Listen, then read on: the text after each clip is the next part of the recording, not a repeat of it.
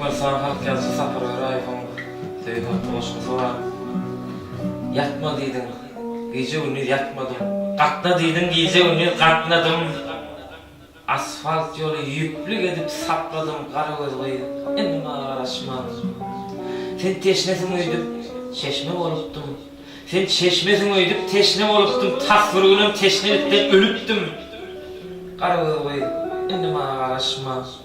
Yat tur, oýlan, senin boluşuň dogrymy? Men hemişe girdiğin atnap, men ne ogrymy? Sen diýip ýere berdiň bagymy?